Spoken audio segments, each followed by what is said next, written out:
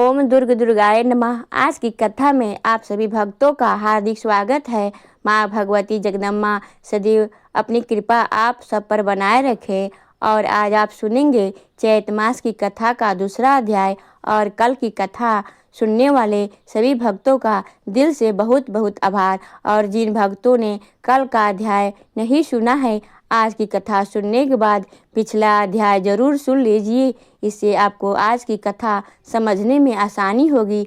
और आज की कथा में आप सुनेंगे श्रीमद् देवी भागवत के महात्म के प्रसंग में राजा सदुमन की कथा। श्री सूत जी कहते हैं, हे मुनिवर, अब आप लोग एक अन्य इतिहास भी सुनिए जिसमें कि इस देवी भागवत के महात्म का वर्णन किया गया है। एक बार कुंभ योनि लोपा मुद्रापति महर्षि अगस्त ने कुमार कार्तिकेय के पास जाकर उनकी भली भांति पूजा करके उनसे विधि प्रकार की बातें पूछी। भगवान कार्तिकेय ने भी दान, तीर्थ, व्रत आदि के महात्म से परिपूर्ण अनेकों कथाओं का वर्णन उनसे किया। उन्होंने वाराणसी, मणिका, गंगा तथा अनेकों तीर्थों के महात्म का अत्यंत विस्तार पूर्वक वर्णन किया। उसे सुनकर अगस्त्य मुनि परम प्रसन्न हुए और उन्होंने महान तेज संपन्न कुमार कार्तिकेय से लोक कल्याण के लिए पुनः पूछा। अगस्त्य जी बोले कि हे तारक रिपु, हे भगवान, हे प्रभु, आप मुझे देवी भागवत के महात्म का तथा उसके श्रवण विधि की भी बताएं। श्रीमद् देवी भागवत नामक पुराण सभी पुराणों में अति श्रेष्ठ है। इसमें की तीनों लोकों की जननी साक्षात सनातनी भगवती की महिमा गाई गई है। कार्तिकेय बोले, हे ब्राह्मण, श्रीमद् देवी भागवत के महात्म को विस्तार पूर्वक कहने में कौन समर्थ है कि मैं इसमें संक्षेप में इसे ही कहूँगा। आप सुनिए। जो शाश्वती सच्चिदानंद स्वरूपा भोग तथा मोक्ष प्रदान करने वाली जगदम्बा है, वे स्वयं इस पुराण में विराजमान रहती हैं। अतः हे मुनि, श्रीमद् देवी भागवत उन जगदम्बा की वांगमयी मूर्ति है जिसके पठन एवं श्रवण से इस लोक में कुछ भी दुर्लभ नहीं है। विश्वस्यान के एक पुत्र हुए जो श्राद्ध देव नाम से प्रसिद्ध थे। संतान रहित होने के कारण उन राजा श्राद्ध देव ने वशिष्ठ मुनि की अनुमति से पुत्रष्टि यज्ञ किया। तत्पश्चात मनु श्राद्ध देव की भार्या श्रद्धा ने यज्ञ के होता से प्रार्थना की, हे ब्राह्मण, आप कोई ऐसा उपाय करें जिससे मुझे कन्या की प्राप्ति हो। इससे होता ने मन में कन्या प्राप्ति का संकल्प करते हुए आहुति डाली। उसके विपरीत भाव के फल स्वरूप एक कन्या उत्पन्न हुई जिसका नाम इला रखा गया। इसके बाद पुत्री को देखकर उदास मन वाले राजा श्राद्ध देव ने गुरु वशिष्ठ से कहा, हे प्रभु, पुत्र प्राप्ति की कामना के से आपके संकल्प के विपरीत यह कन्या कैसे उत्पन्न हो गई। यह सुनकर महर्षि वशिष्ठ ने ध्यान लगाया और इससे होता का प्रतिक्रम जानकर वे इला को पुत्र बनाने की कामना से ईश्वर की शरण में गए। और मुनि के तप प्रभाव और भगवान की कृपा से सभी लोगों को देखते ही देखते इला कन्या से पुरुष के रूप में परिवर्तित हो गई। इसके बाद गुरु वशिष्ठ ने पूर्ण रूप से संस्कार करके उसका नाम सदुमन रखा। वे मनुपुत्र सदुमन सभी नदियों के विशाल भूत सागर की भांति सभी विद्याओं के निधान हो गए। फिर कुछ समय बीतने पर सदुमन हुआ हुए और एक दिन सिंधु देश के घोड़े पर बैठकर वे आखेट के लिए बन गए। अपने सहचरों के साथ वे कुमार सदुमन एक वन से दूसरे वन में जाते हुए भटकते रहे और फिर संयोग से वे हिमालय की तलहटी के उस वन में पहुंच गए जहां किसी समय देवाधिदेव भगवान शंकर अपनी भार्या अपर्णा के साथ आनंद पूर्वक मुद्रा में रमण कर रहे थे। उसी समय भगवान शंकर के दर्शन की अभिलाषा से मुनिगण वहां आ गए और उन्हें देखकर पार्वती जी लज्जित हो गई। तब शिव और पार्वती को रमण करते देख उत्तम व्रत धारण करने वाले मुनिगण वहां से लौटकर वैकुंठ धाम की ओर चल दिए। तदंतर अपनी प्रियतमा को प्रसन्न करने के लिए भगवान ने उस रमणे को शाप दे दिया कि आज से जो भी पुरुष यह प्रवेश करेगा वह स्त्री हो जाएगा। तभी से पुरुषों ने उस वन में जाना ही त्याग दिया था और संयोगवश वहां पहुंचते ही सदुमन एक लावण्यमय स्त्री के रूप में परिवर्तित हो गए। अपने सभी अनुचरों को पुरुष से स्त्री तथा घोड़ों को घोड़ियों में रूपांतरित होते हुए देखकर सदुमन चकित हो गए और अब वह रूपवती तरुणी वन वन में विचरते करने लगे। फिर एक बार वह बुद्ध के आश्रम में के समीप पहुंची। स्थूल तथा उत्तम स्तनों वाली, बिंब फल के समान लाल होठों वाली, कुंद फूल के समान श्वेत दांतों वाली, सुंदर मुख तथा कमल के समान नयनों वाली उस स्वर्ग सुंदरी तरुणी को देखकर कामदेव के बाणों से बंधे हुए अंगों वाले भगवान बुद्ध उस पर मोहित हो गए। वह सुंदर भी भ्यों वाली युक्ति भी चंद्रपुंज कुमार बुद्ध पर आसक्त हो गई और बुद्ध के साथ रमण करती हुई उनके आश्रम में रहने लगी। हे महर्षि अगस्त्य, कुछ समय बाद बुद्ध ने उस तरुणी के पुरवा नामक पुत्र को उत्पन्न किया। इस प्रकार बुद्ध के आश्रम में रहते हुए कई वर्ष बीत जाने पर किसी समय उसे अपने पूरे वृत्तांत का स्मरण हो आया और वह दुखित होकर आश्रम से चली गई। उसके बाद गुरु वशिष्ठ ने आश्रम में पहुंचकर उन्हें प्रणाम किया और सारा वृत्तांत कहकर पुरुषोत्तम की कामना करती हुई वह उनके शरणागत हो गई। इस प्रकार सभी बातों को जानकर वशिष्ठ जी कैलाश पर्वत पर जाकर विधि विधान से भगवान शंकर की पूजा करके परम भक्ति से उनकी स्तुति करने लगे। वशिष्ठ जी बोले, हे शिव, हे शंकर, हे कपरदी गिरजा के अर्धांग एवं चंद्रमौली को बारंबार नमस्कार है। मूढ़ सुखदाता के कैलाशवासी नीलकंठ भक्तों को भोग तथा मोक्ष प्रदान करने वाले आपको नमस्कार है। शिव शिव स्वरूप शरणागत भयारी वृषभ वाहन शरणदाता परमात्मा को नमस्कार है। सृजन पालन तथा संहार के समय ब्रह्मा विष्णु तथा महेश रूपधारी देवाधिदेव वरदायक तथा त्रिपुरारी को मेरा नमस्कार है। यह रूप तथा याचकों के फलदाता को बारंबार नमस्कार है। आप गंगाधर सूर्य चंद्र अग्नि स्वरूप त्रिनेत्र को मेरा नमस्कार है। इस प्रकार मुनि वशिष्ठ के द्वारा स्तुति किए जाने पर करोड़ों सूर्य सदृश प्रभा से युक्त भगवती पार्वती के साथ नंदी पर आरूढ़ होकर वे जगतपति भगवान शंकर प्रकट हो गए। चांदी के पर्वत के समान प्रभा पाने वाले त्रिनेत्रधारी भगवान चंद्रशेखर शरण में आए हुए मुनि श्रेष्ठ वशिष्ठ अत्यंत प्रसन्न होकर बोले।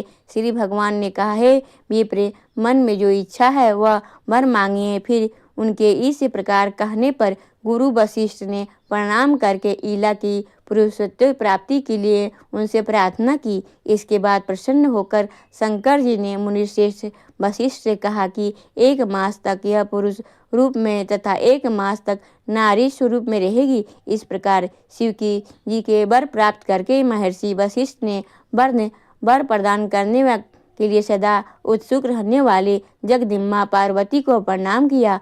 करोड़ों चंद्रमा की कलाकांत से युक्त तथा सुंदर मुस्कान वाली भगवती की सम्यक पूजा करके सदा के लिए ईला की पुरुषोत्तम प्राप्ति की कामना से वशिष्ठ जी ने श्रद्धा पूर्वक उनकी स्तुति करने लगे। हे देवी, हे महादेवी, हे भक्तों पर कृपा करने वाली भगवती, आपकी जय हो। समस्त देवों की आराध्य स्वरूपा और अनंत गुणों की आगार आपकी जय हो। देवेश्वरी, हे शरणागत वत्सले, आपको बारंबार नमस्कार है। हे दुख हारिणी, हे दुष्ट दानवों का नाश करने वाली भगवती, आपको जय हो। भगवती, आपकी जय हो। भक्ति से प्राप्त होने वाली भगवती, हे महामाई, हे जगदम्बी, हे भवसागर से पार उतारने वाली 9 रूपों स्वरूप चरण कमल वाली, आपको नमस्कार है। आपके चरण कमल की सेवा से ही ब्रह्मा विष्णु तथा महेश आदि देवता विश्व के सृजन पालन तथा संहार हेतु सामर्थ्य प्राप्त करते हैं। धर्म अर्थ काम तथा मोक्ष प्रदान करने वाली हे देवेश्वरी, आप प्रसन्न हो। हे देवी, आपकी स्तुति करने में भला कौन समर्थ है, अतः मैं आपसे केवल प्रणाम कर रहा हूँ। महर्षि वशिष्ठ जी के द्वारा इस प्रकार भक्ति भाव से स्तुति किए जाने पर नारायणी परम दुर्गा भगवती तत्काल प्रसन्न हो गई। तदनंतर भक्तजनों का दुख दूर करने वाली महादेवी ने मुनि वशिष्ठ से कहा कि हे मुनि श्रेष्ठ, आप सदुमन के घर जाकर भक्ति पूर्वक मेरी पूजा करें। हे द्विजश्रेष्ठ, सदुमन को 9 दिनों से मुझे प्रसन्नता प्रदान करने वाले श्रीमद् देवी भागवत पुराण का प्रेम पूर्वक श्रवण कराइए। उसके श्रवण मात्र से उसे सर्वदा के लिए पुरुषोत्तम की प्राप्ति हो जाएगी। ऐसा कहकर भगवती पार्वती तथा भगवान शंकर अंतर्धान हो गए। इसके बाद पश्चात वशिष्ठ जी उस दिशा को नमस्कार करके अपने आश्रम को लौट आए और सदुमन को बुलाकर उन्होंने देवी की आराधना करने के लिए उन्हें आदेश दिया। आश्विन मास के शुक्ल पक्ष में जगदम्बा की विधि विधान से पूजा करके वशिष्ठ जी ने राजा को नवरात्र विधान के अनुसार श्रीमद् देवी भागवत पुराण सुनाया। इस प्रकार अमृत स्वरूप श्रीमद् देवी भागवत पुराण को भक्ति पूर्वक सुनकर गुरु वशिष्ठ का पूजन वंदन करके सदुमन ने सदा के लिए पुरुषोत्तम प्राप्त कर लिया। महर्षि वशिष्ठ ने शब्द उनका राज्याभिषेक किया और वे प्रजाओं को प्रसन्न रखते हुए धर्म पूर्वक भूमंडल पर शासन करने लगे। सदुमन ने अत्यंत श्रेष्ठ दक्षिणा वाले भांति भांति के यज्ञ किए और अंत में अपने पुत्र को राज का शासन सौंप कर वे देवी लोक को प्राप्त हुए। हे विप्रो, इस प्रकार मैंने आप लोगों को इतिहास सहित देवी महात्म बता दिया। यदि कोई मनुष्य सदक्ति के साथ इसे पढ़ता अथवा सुनता है तो देवी की कृपा से इस लोक में संपूर्ण कामनाओं की प्राप्ति करके अंत में देवी के परम सत्य स्वरूप सालुक्य को प्राप्त कर लेता है। श्रीमद् देवी भागवत के महात्म के प्रसंग से रेवती नक्षत्र में पतन और पुनः स्थापना की कथा तथा श्रीमद् देवी भागवत के श्रवण से राजा दुर्ग को मान्यवंतधारी दीप पुत्र की प्राप्ति हुई। सूत जी बोले, इस अलौकिक एवं विचित्र कथा को सुनकर पुनः सुनने की इच्छा वाले अगस्त जी ने बड़ी विनम्रतापूर्वक भगवान कार्तिकेय से कहा। अगस्त जी बोले, हे देव सेनापति, हे देव, मैंने यह विचित्र कथा सुन ली। अब आप श्रीमद् देवी भागवत का दूसरा महात्म मुझे बताएं। तब कार्तिकेय जी बोले, हे मित्र, बरूर से प्रकट होने वाले मुनि, अब आप यह कथा सुने जिसके एक अंश से भगवान शिव की महिमा कही गई है, जो धर्म का विवस्त्र वर्णन किया गया है और गायत्री का प्रसंग आरंभ करके उसकी महिमा दर्शाई गई है। उसे भागवत के रूप में जाना जाता है। यह पुराण देवी भगवती के महात्म से परिपूर्ण होने के कारण देवी भागवत कहा जाता है। वे परा भगवती ब्रह्मा विष्णु और महेश की आराध्या हैं। ऋतिवाक नाम से विख्यात एक महान बुद्धि संपन्न मुनि थे। रेवती नक्षत्र के अंतिम भाग में गंगाट योग में उनके यहाँ समयु एक पुत्र उत्पन्न हुआ। उन्होंने उस पुत्र की जात कर्म आदि क्रियाएं तथा चूड़ाकरण एवं उपनयन आदि संस्कार भी विधि पूर्वक संपन्न किए।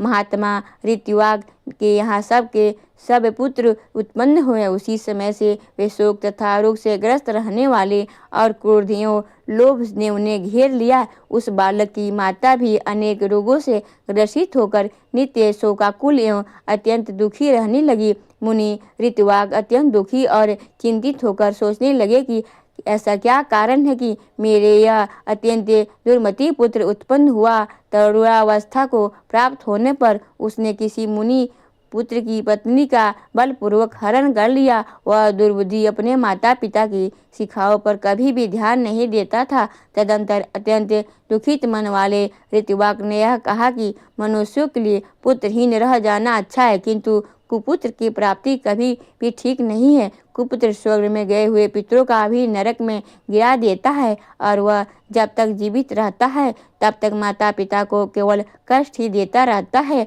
अतएव माता पिता को कष्ट पहुँचाने वाले पापी कुपुत्र के जन्म को धिक्कार है। ऐसा पुत्र मित्रों को न तो उपकार कर देता है और न शत्रुओं का उपकार कर सकता है। संसार में वे मानव धन्य है जिनके घर में परोपकार परायण तथा माता पिता को सुख देने वाला पुत्र हुआ करता है। कुपुत्र से कुल नष्ट हो जाता है, कुपुत्र से यश नष्ट हो जाता है। कुपुत्र से लौलिक तथा परलौलिक दोनों जगत में दुख तथा नारकीय यातनाएं भोगनी पड़ती है। कुपुत्र से वंश नष्ट हो जाता है और दुष्ट पत्नी से जीवन नष्ट हो जाता है। विकृत भोजन से दिन व्यर्थ चला जाता है और दुरात्मा मित्र से सुख कहाँ मिल सकता है। कार्तिकेय जी बोले कि हे अगस्त जी, अपने दुष्ट पुत्र के दुराचरणों से निरंतर शब्द रहने वाले मुनि ऋतवाक ने किसी दिन गर्ग ऋषि के पास जाकर उनसे पूछा। ऋतवाक बोले, हे भगवान, हे ज्योतिष शास्त्र के आचार्य, मैं आपसे अपने पुत्र की दुशीलता का कारण पूछना चाहता हूँ। हे प्रभु, आप उसे बताएं। गुरु की निरंतर सेवा करते हुए मैंने विधि पूर्वक वेदांत ध्यान किया और आचार्य व्रत पूर्ण करके मैंने विधि विधान के साथ विवाह किया। अपनी भार्या के साथ मैंने गृहस्थ धर्म के सदैव यथोचित पालन किया और विधि पूर्वक पंचरत्नों का अनुष्ठान किया। हे विप्र, नरक प्राप्ति के भय से बचने के लिए पुत्र प्राप्त करने की कामना से मैंने विधिवत गर्भाधारण किया था, न कि वासनात्मक सुख प्राप्ति की इच्छा से। हे मुनि, दुखदायी माता पिता के प्रति उदंड तथा बांधों को पीड़ा पहुँचाने वाला यह पुत्र मेरे दोष से अथवा अपनी माता के दोष से उत्पन्न हुआ।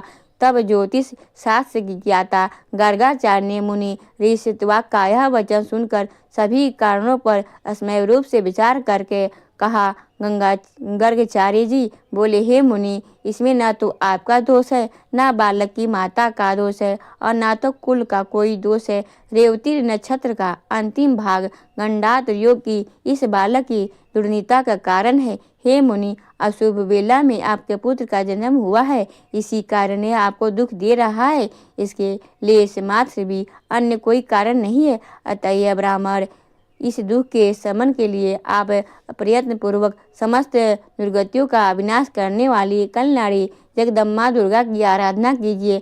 गंगाचार्य की यह वचन सुनकर ऋतवाद मुनि क्रोध से मूर्छित हो गए और उन्होंने रेवती को श्राप दिया कि वह आकाश से नीचे गिर जाए। अब ऋतवा के श्राप होते ही चमकता हुआ रेवती नक्षत्र सभी लोगों को देखते ही देखते आकाश से कुमुद पर्वत पर जा गिरा। वही कुमुद पर्वत रेवती के गिरने के कारण रेवतक नाम से प्रसिद्ध हुआ और उसी समय से वह अत्यंत रणमीय हो गया। रेवती को श्राप देकर मुनि ऋतवाक ने महर्षि के द्वारा बताए गए विधान के अनुसार देवी भागवत की समय आराधना करके सुख और सौभाग्य प्राप्त किया। कार्तिकेय जी बोले, हे अगस्त, उस रेवती नक्षत्र के महान तेज से एक कन्या उत्पन्न हुई जो अनुपम रूपवती होने के कारण लोक में दूसरी लक्ष्मी की भांति प्रतीत हो रही थी। रेवती नक्षत्र की कांत से प्रादुर्भाव उस कन्या को देखकर मनु मरमुच ने प्रसन्न होकर उसका नाम रेवती यह नाम रख दिया। तदंतर महर्षि प्रमुच उसे कुमुदावचल पर्वत स्थित अपने आश्रम में ले गए और पुत्री की भांति उसका धर्म पूर्वक पालन पोषण करने लगे। समय पाकर यौवन को प्राप्त उस रूपवती कन्या को देखकर मुनि ने विचार किया कि इस कन्या का योग वर कौन होगा। और फिर बहुत अन्वेषण के बाद भी जब मुनि को उसके अनुसार कोई वर नहीं मिला, उसके योग पर कोई वर नहीं मिला, तब वे अग्निशाला में प्रवेश करके अग्निदेव की स्तुति करने लगे। प्रमुच ऋषि ने स्तुति गान से प्रसन्न होकर अग्निदेव ने कन्या के योग वर का संकेत करते हुए कहा कि हे मुनि, इस कन्या के धर्मपति परायण बलशाली और वीर्य भाषण करने वाले और अपराजय राजा दुर्गुर्द हो गए। तब अग्निदेव के इस वचन को सुनकर मुनि अत्यंत प्रसन्न हुए। संयोग से उसी समय आखेट के बहाने दुर्गुर्द नामक प्रतिभाशाली राजा मुनि प्रपुंज के आश्रम में गए।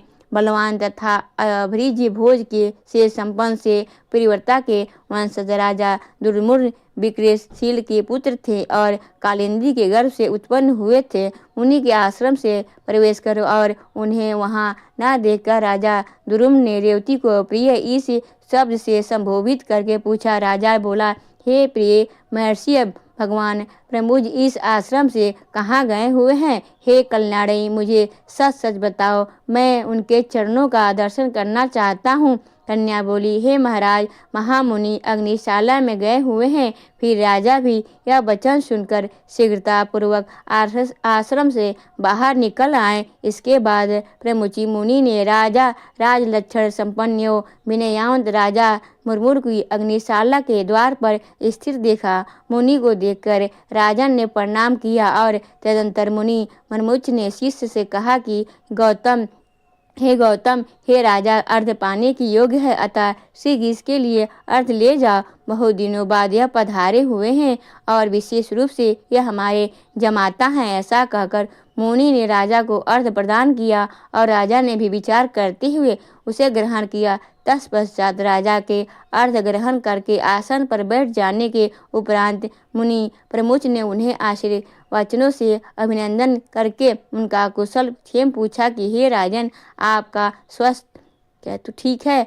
आपकी सेना, कोष, बंधु बांधव, सेवक गण, सचिव, नर, देश के आदि भी सर्वदी कुशलता तो है। हे नरेश, आपकी भार्या तो यही विद्यमान है और यह सब कुशल है, अतएव मैं उसकी कुशलता नहीं पूछूंगा। आप अपनी अन्य स्त्रियों का कुशल क्षेम बताइए। राजा बोले, हे भगवान, आपके कृपा प्रभाव से मेरा सर्वविध कुशलता है। हे ब्राह्मण, अब मेरी यह जिज्ञासा है कि मेरी कौन सी भार्या यहाँ है?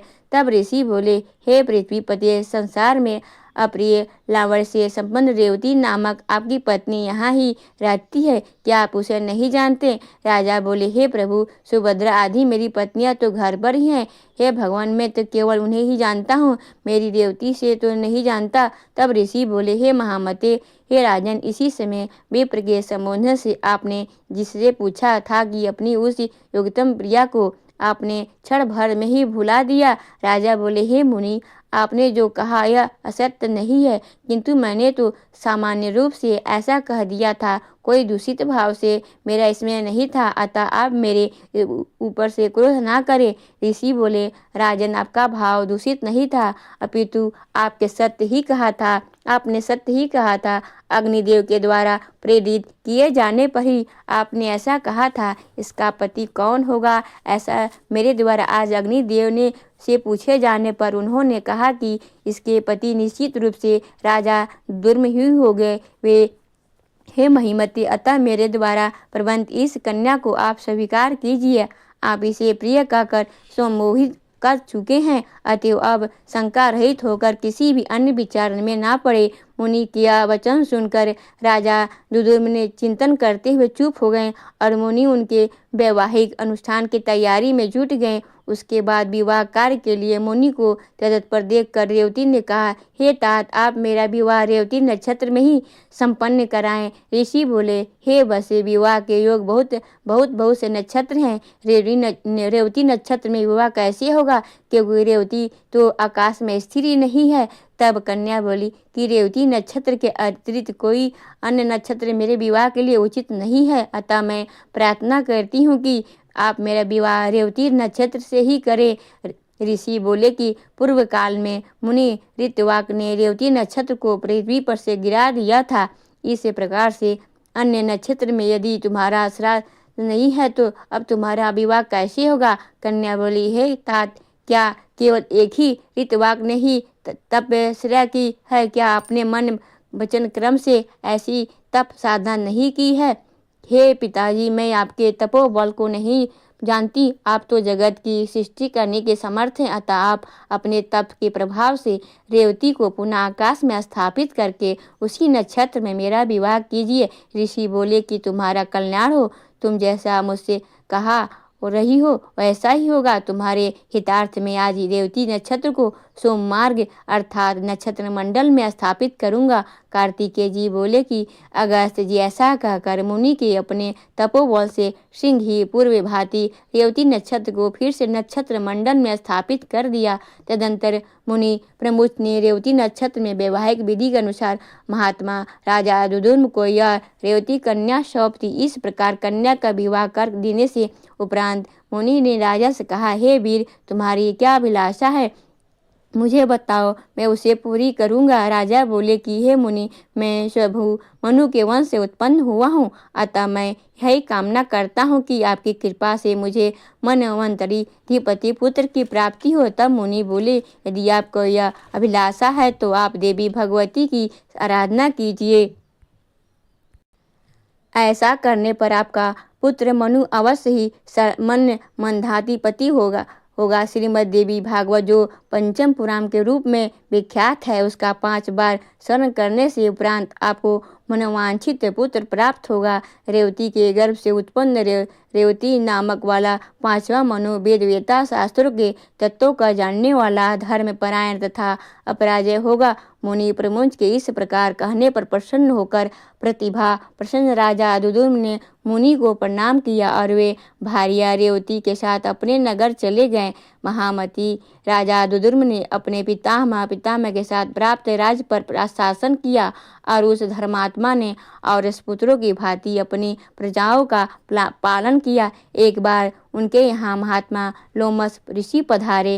राजा दुदुम्न ने उन्हें प्रणाम किया और उनका विधिवत पूजन करके दोनों हाथ जोड़कर कहा, हे राजा।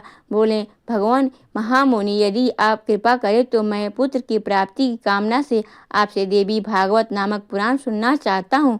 राजा का यह वचन सुनकर लोमस ऋषि प्रसन्न हो गए और बोले, हे राजन, आप धन्य हैं, क्योंकि तीनों लोकों की जननी देवी भगवती में आपकी ऐसी भक्ति हो गई है। देव दानव तथा मानव की आराधना परा भगवती जगदम्बा में यदि आपकी भक्ति उत्पन्न है तो आपकी कार्य सिद्ध अवश्य होगी। अतः हे राजन, मैं आपको श्रीमद् देवी भागवत अवश्य सुनाऊंगा, जिसके सुनने मात्र से कुछ भी दूसरे प्राय नहीं रह जाता। हे ब्राह्मण, ऐसा कहकर मुनि ने किसी शुभ दिन में कथा प्रारंभ किया। अपनी पत्नी के साथ राजा ने 5 बार श्रीमद् देवी भागवत पुराण का विधि पूर्वक श्रवण किया। कथा समाप्ति के दिन धर्मनिष्ठ राजा दुदुम्न ने अत्यंत प्रसन्नता पूर्वक श्रीमद् देवी भागवत पुराण तथा लोमस मुनि की पूजा की। राजा ने नवाड़ मंत्र से हवन करके कुमारी कन्याओं को भोजन करवाया और सप्त तनिक ब्राह्मणों को प्रभुत दक्षिणा दान द्वारा संतुष्ट किया। कुछ समय बीत जाने पर भगवती की कृपा से उस रानी रेवती ने लोक कल्याणकारी गर्भ धारण किया। उसके बाद जब समस्त ग्रह नक्षत्र अपने अपने अनुकूल स्थानों पर थे, वे सभी मांगलिक कृत्य संपन्न हो गए थे। ऐसे शुभ समय में रेवती ने पुत्र को जन्म दिया। पुत्र के जन्म का समाचार सुनकर राजा दुदुम्न अत्यंत प्रसन्न हुए और उन्होंने स्नान करके स्वर्ण कलश के जल से पुत्र का जात कर्म आदि संस्कार किया। तदंतर राजा ने विधि पूर्वक पूर्वदान देकर ब्राह्मणों को संतुष्ट किया। समय पर पुत्र का उपनयन संस्कार करके राजा ने अपने पुत्र को अंगों सहित वेदों का अध्ययन कराया। इस प्रकार राजा का यह रैवत नामक तपस्वी पुत्र समग्र विद्याओं का निधान, धर्मपरायण, शस्त्र विषादवर्ष श्रेष्ठ धर्म का वक्ता तथा धर्म का पालन करता हो गया। इसके बाद ब्रह्मा जी ने उन्हें रेवत को मनु के पद पर नियुक्त किया और वे श्रीमान मंत्रधारी के रूप में धर्म पूर्वक पृथ्वी पर शासन करने लगे। इस प्रकार मैंने देवी महात्म के इस प्रभाव का संक्षिप्त रूप से वर्णन किया। इस श्रीमद् देवी भागवत पुराण की महात्म का विस्तार पूर्वक वर्णन करने से भला कौन समर्थ है। सूत जी बोले, ब्राह्मणों, इस प्रकार श्रीमद् देवी भागवत का महात्म तथा उसकी विधि सुनाकर कुमार कार्तिकेय जी की पूजा करके अगस्त जी अपने आश्रम चले गए। हे विप्रो, मैंने आप लोगों को समर्थ श्रीमद् देवी भागवत का यह महात्मा कह दिया। जो मनुष्य श्रद्धापूर्वक इसका श्रवण तथा पाठ करता है, वह इस लोक में संपूर्ण भोगों का सुख प्राप्त करके अंत में मोक्ष प्राप्त करता है। ओम नमः चंडिकाय। आज की कथा का यहीं पर समापन करती हूँ। इसके आगे का अध्याय आप कल की कथा में सुनेंगे। और अब आप सुनेंगे जो श्री दुर्गा कवच सबसे पहले विनियोग है। ओम नमः चंडिकाय। माँ दुर्गा के चंडी रूप का हमारा नमन है। यह भगवान ब्रह्मा जी के द्वारा लिखा गया चंडी कवच है, जिसमें कुल 56 छंद है। चामुंडा देवता, दिग्बंध देवता, जगदम्बा माता इत्यादि का ध्यान करके हम इस दुर्गा सप्तती के पाठ का प्रारंभ कर रहे हैं। मार्कंडेय जी पितामह ब्रह्मा जी से कह रहे हैं कि भगवान ब्रह्मा जो इस विश्व में गोपनीय है, वह रहस्यपूर्ण है तथा जो सभी की रक्षा करता है और हमें अधर्म से बचाता है, साथ ही जिसे आपने अभी तक किसी को दिखाया भी नहीं है, ऐसा कोई साधन या उपाय मुझे बताइए। मार्कंडेय जी इस प्रश्न पर भगवान ब्रह्मा से कहती है कि उस साधन का नाम तो देवी कवच ही है, जो इस विश्व में अत्यधिक गोपनीय है। वह देवी कवच सभी का कल्याण करने वाला, पवित्र और पुण्य देने वाला है। आपको इसी का ही जाप करना चाहिए, इससे कि आपका उद्धार होगा। माँ दुर्गा की 9 मूर्तियाँ हैं। माँ दुर्गा का प्रथम स्वरूप है माँ शैलपुत्री, दूसरा स्वरूप है माँ ब्रह्मचारिणी, माँ दुर्गा का तीसरा स्वरूप है माँ चंद्रघंटा और चौथा स्वरूप है माँ कुसुमांडा। उनका 5वां रूप स्कंद माता है और छठा रूप माँ कात्यायनी है। 7वां स्वरूप माँ कालरात्रि का और 8वां स्वरूप माँ महागौरी के नाम से प्रसिद्ध है। माँ दुर्गा का 9वां रूप है माँ सिद्धिदात्री। यही नव दुर्गा के रूप है, इसे भगवान ब्रह्मा का द्वारा वेदों के माध्यम से बताया गया है।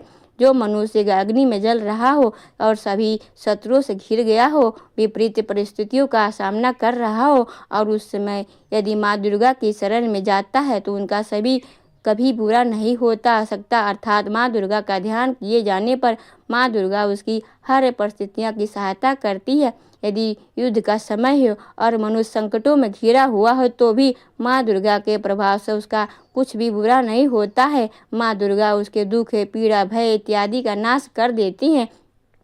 जो भी भक्तगण माँ दुर्गा की भक्ति करता है, माँ दुर्गा अवश्य उन्हें अभय प्रदान करती है। जो कोई भी देवी दुर्गा का ध्यान करता है, माँ दुर्गा उसकी हर प्रकार से रक्षा करती है और इस बात में कोई भी संशय नहीं है। चामुंडा माता वाहन प्रेत हैं और वे उस पर सवारी करती हैं।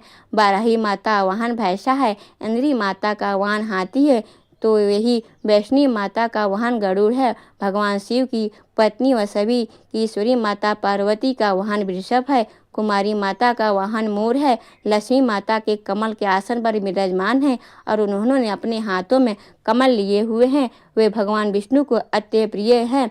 वृषभ पर बैठी हुई माँ पार्वती का रंग सफ़ेद है। भगवान ब्रह्मा की पत्नी माँ ब्राह्मैया माँ सरस्वती हंस पर बैठी हुई हैं और सभी प्रकार से आभूषण पहने हुए हैं। इस प्रकार से माता रानी अपने भिन्न भिन्न रूपों से सभी तरह के योग और शक्तियों से ली हुई हैं। उन्होंने कई प्रकार के आभूषण व रत्न पहने हुए हैं जो उनकी शोभा को बढ़ा रहे हैं। माँ दुर्गा का एक अत्यधिक क्रोध में रथ बैठा हुआ दिखाई देता है, जो दुष्टों को नाश करने के लिए अपने हाथों में शंख, चक्र, सुदर्शन, गदा, हल, मूसल इत्यादि लिए हैं। इनके अलावा उन्होंने अपने हाथों में खेडक, तोमर, परशु, पाश, त्रिशूल तथा उत्तम कोटि के धनुष भी लिया हुआ है। माँ दुर्गा दैत्यों का, दुष्टों व राक्षसों को नाश कर देती हैं, भक्तों का कल्याण करती हैं तथा देवताओं का सदैव हित करती हैं। इस उद्देश्य तहत ही उन्होंने भिन्न भिन्न भांति के अस्त्र शस्त्र लिए हुए हैं। माँ दुर्गा के महारुद्र, प्रलयकारी, महाप्रकर्मी, महाशक्तिशाली, अत्यधिक उत्साही तथा भय का नाश कर देने वाली इस रूप को हम सभी को नमस्कार करते हैं। माँ देवी के इस प्रलयकारी रूप की ओर देखना भी बहुत मुश्किल है, जो शत्रु को भय बढ़ाने का कार्य करता है। पूर्व दिशा में इंद्री देवी मेरी रक्षा कीजिए, आग्नेय दिशा में अग्नि देवी मेरी रक्षा कीजिए, दक्षिण दिशा में बाराही माता, नैत्य कोण में खड्गधारी माता, पश्चिम दिशा में बारुणी देवी और वाग्न कोण में मृगवाहिनी देवी मेरी रक्षा कीजिए। उत्तर दिशा में माँ कुमारी, ईशान कोण में शूलधारी, आकाश में अर्थात ऊपर से माँ ब्राह्मणी तथा नीचे अर्थात पाताल लोक से माँ वैष्णवी मेरी रक्षा कीजिए। राक्षसों के शव को अपने वाहन के रूप में उपयोग में लाने वाली माँ चामुंडा देवी, आप 10 दिशाओं में मेरी रक्षा कीजिए। आगे से माँ जया तथा पीछे से माँ विजया, आप मेरी रक्षा कीजिए। माँ अर्जिता मेरे वाम भाग और दक्षिण दिशा में अपराजिता देवी रक्षा करें। मेरी सिखी की रक्षा उद्धकू देवी माँ उमा मेरे सिर की रक्षा करे अर्थात उसमें वास करे। आप मेरे ललाट की मालाधारी के रूप में और भयों का अश्विनी रूप में संरक्षण करें। भयों के बीच में त्रिनेत्र के रूप से और नाग की यम घंटा के रूप में रक्षा करे। दोनों आँखों के बीच में शंख माता के रूप में और कानों के द्वार पर वासनी के रूप में रक्षा करे। मेरे कपाल की कालिका के रूप में और कानों के मूल की शंकरी देवी रक्षा करे। नासिका के सुगंधा देवी और होठ के ऊपरी भाग की चर्चिता देवी रक्षा करे। होठ के निचले भाग की रक्षा अमृत कला की देवी और जीभ की सरस्वती देवी रक्षा करे। मेरी दांतों की कुमारी देवी, कंठ की चंडिका देवी, खंडिका की घंटा देवी और तालु की महामाया देवी मेरी रक्षा करे। मेरी ढोरी की कामाक्षी देवी, वाणी की सर्वमंगला देवी, गिरवा की भद्रकाली तथा मेरुदंड की धनुर्धारी देवी रक्षा करे। वाहरी कंठ की नीलगिरिवा देवी, कंठ नलिका की नलकुंबरी, कंधों की खडंगड़ी देवी और भुजाओं की वज्रधारी देवी रक्षा करे। दोनों हाथों की दंडित देवी, अंगुलियों की जगदम्बा माता, नाखूनों की शूलधीश्वरी देवी और पेट की कुलेश्वरी देवी रक्षा करे। स्तनों की महादेवी, मन की शोक विनाशिनी देवी, हृदय की ललिता देवी और उदर की शूलधारी देवी रक्षा करे। नाभि की कामनी देवी, गुहा की गुहेश्वरी देवी, लिंग की पुतना व कामनी देवी तथा गुद्दा की महेशवासिनी देवी रक्षा करे। कट भाग के भगवती देवी, घुटनों की विंध्यवासिनी देवी, जांघों की महाबला देवी रक्षा करे और सभी कामनों के पूर्ण करे। मेरी घुटियों की नारसी देवी, पैरों के आगे भाग की तेजस्विनी देवी, पैरों की उंगलियों की श्री देवी और पैरों के तली की तलवासिनी देवी मेरी रक्षा करे। पैरों के नाखूनों को किष्टा कराली देवी, केशों की उदयेश्वरी देवी, रोम छिद्रों की कावेरी देवी तथा त्वचा की बागेश्वरी देवी रक्षा करे। माँ पार्वती मेरी रक्त, मांस, हड्डियों इत्यादि की रक्षा करे। आंतों की कालरात्रि देवी और पित्त की भृगुटीश्वरी देवी रक्षा करे। उपदकोशों की माँ पदावती देवी, कफ की चुन्नामणि देवी, नाखूनों की धार की ज्वालामुखी देवी और शरीर की संधियों की अध्वा देवी रक्षा करे। मेरे वीर की रक्षा माँ ब्राह्मणी देवी, छाया की चंद्रेश्वरी देवी तथा धर्मधारिणी मेरी अहंकार व मन बुद्धि की रक्षा करे। हे माँ आप दुर्गा, आप मेरे प्राणों को ज्ञान उदान की समान रूप से रक्षा करे। वज्रहस्ता देवी मेरे प्राणों की रक्षा करे और मेरा कल्याण करे। आप मेरी सभी इंद्रियों के रस, रूप, गंध, शब्द व स्पर्श से बसती हैं। हे नारायणी देवी, आप मेरे सत्यगुण, रजगुण, तमोगुण की रक्षा करें। मेरी वाई की वाराही देवी, वैष्णो देवी, धर्म की यक्ष कीर्ति देवी, लक्ष्मी देवी तथा धन व विद्या के चक्रवर्ती देवी रक्षा करें। इंदिरा देवी की, मेरे गोत्र की चंडी देवी, मेरे पशुओं की महालक्ष्मी देवी, मेरे पुत्रों की और भैरवी देवी मेरी पत्नी तथा रक्षा करे। मेरे पद की सुभद्रा देवी, मेरे उस मार्ग की क्षेमकरी देवी, राजा के दरबार में महालक्ष्मी देवी तथा सभी जगह की निवास करने वाली देवी विजय मेरी भाग की रक्षा करे। हे माँ दुर्गा, जो भी स्थान या अंग इस देवी में कवच में रह गया है और वह सभी की रक्षा करने योग्य है, तो आप उसकी भी रक्षा कीजिए। आप मेरे पापों का नाश करके मेरा उद्धार कीजिए। माँ दुर्गा की आज्ञा के बिना कोई भी व्यक्ति इस विश्व में एक कदम भी आगे नहीं बढ़ सकता है। यदि कहीं जा रहे हैं तो इसे अवश्य इस देवी कवच का पाठ करना चाहिए और उसके बाद ही प्रस्थान करना चाहिए। इस दुर्गा रक्षा कवच के पाठ से हमें हर जगह लाभ व सफलता मिलती रहती है और हमारे सभी काम बन जाते हैं। हम जब भी माँ दुर्गा का ध्यान करते हैं, वैसे ही हमारे सभी काम बनने चले जाते हैं। उस व्यक्ति को भी इस पृथ्वी पर बिना किसी तुलना के परम यश और वैभव प्राप्त होता है। जो भी भक्तगण इस देवी रक्षा कवच का पाठ करता है, उसका भय समाप्त हो जाता है, युद्ध में उसकी विजय होती है तथा वह तीनों लोकों में पूजनीय हो जाता है। देवी माता का यह रक्षा कवच देवताओं के लिए भी बड़ी दुर्लभ है।